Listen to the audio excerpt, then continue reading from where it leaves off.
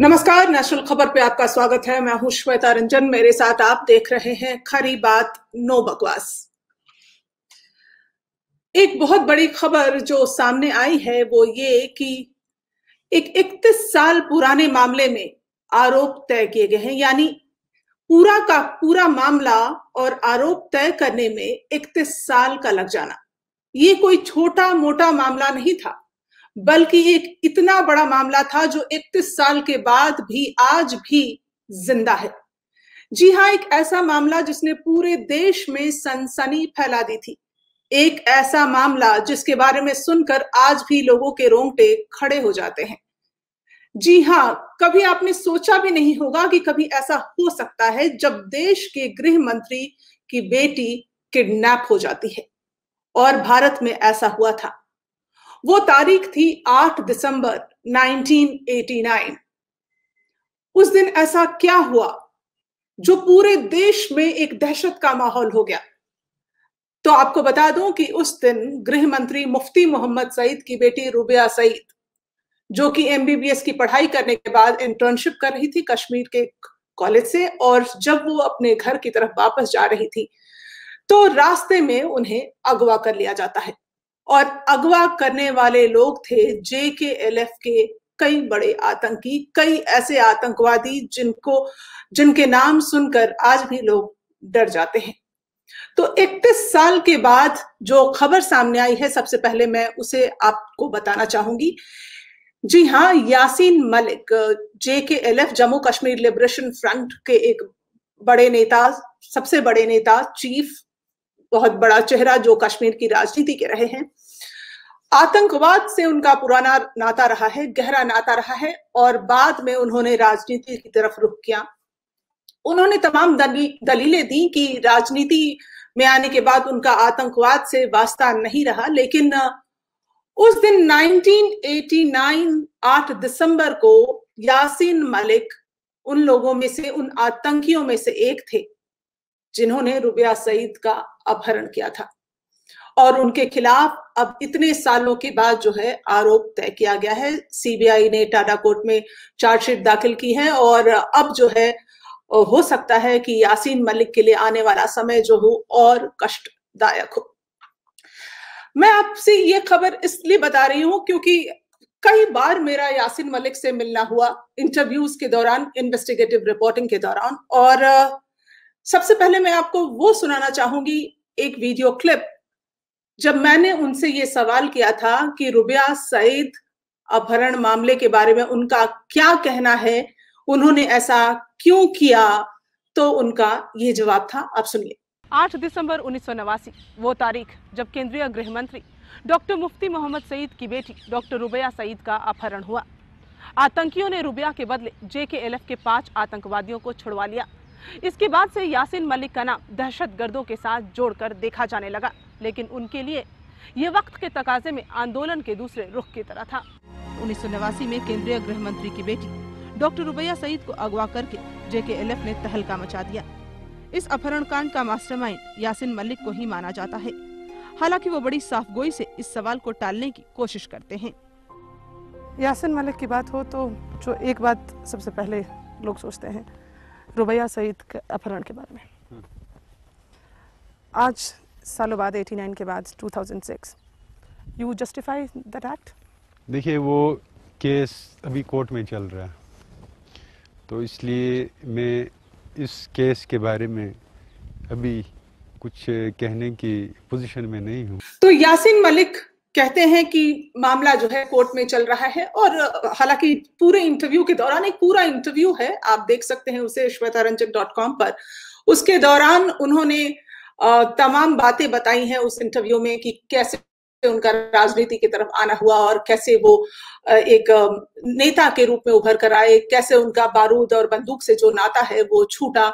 लेकिन बार बार यासीन मलिक पर ये सवाल उठते रहे कि उनका आतंकवाद के प्रति जो एक प्रेम था, आतंकवाद से जो लगाव था, वो लगातार बना हुआ था। और अगर ऐसा नहीं था तो कुछ सालों पहले, जबकि वो कश्मीर की राजनीति कर रहे थे, तो कुछ सालों पहले वो हाफिज सईद के साथ इस्लामाबाद में एक मंच पर दिखाई देते हैं जब हाफिज सईद अनशन पर बैठे थे।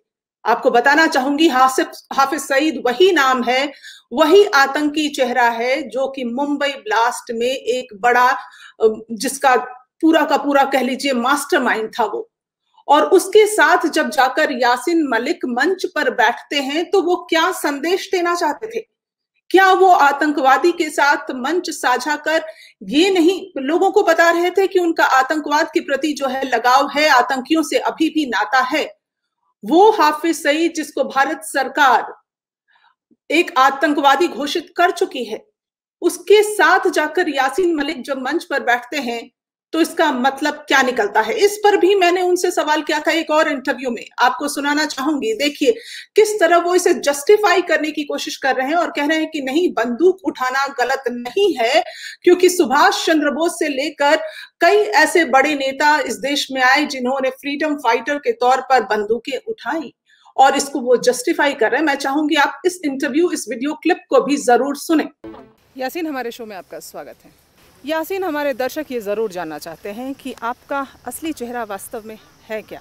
एक और आप इस्लामाबाद में हाफिज सईद से मिलते हैं, उनके साथ सेम मंच पर शेयर करते हैं, और दूसरी ओर आप कहते हैं कि आपका आतंकवाद से पूरा का पूरा नाता टूट चुका है। असली चेहरा क्या है आपका? पाकिस्तान की सरजमीन पे मैंने वही नॉन वायलेंट प्रोटेस्ट किया, अपने आप को तकलीफ देकर उसमें एक प्रोटेस्ट दर्ज किया। उसमें बहुत सारे लोग आए, पाकिस्तान की सिविल सोसाइटी, पाकिस्तान के पॉलिटिशियन, उसमें हाफिज सईद साहब भी आए। वो मेरा मंच था, वो हाफिज सईद साहब का मंच नहीं था, वो मेरे मंच में आया था। ये भूख हड़ताल मेरी थी, ये प्रोटेस्ट मेरा था। जो भी वहाँ आया वो वहाँ पर अपनी मर्जी से आया, लेकिन वो मंच मेरा था। आप हाफिज सईद को आतंकवादी मानते हैं? देखिए, बंदूक मैंने खुद उठाई है। तो आप आतंकवादी माने गए थे? मेरी बात सुनिए। बंदूक सुभाष चंद्र बोस ने भी उठाई, भगत सिंह ने भी उठाई, राजगुरु ने भी उठाई, इशफाकुल्लाह ने भी उठाई। क्या वो आपके लिए टेररिस्ट है? तो आप हाफिज सईद की तुलना क्या आप सुभाष चंद्र बोस और इनसे करेंगे? देखिए, ये तुलना की बात नहीं है। आप वो जब फ्रेज आवाम को आवाम का कत्ल नहीं करते थे। देखिए मेरी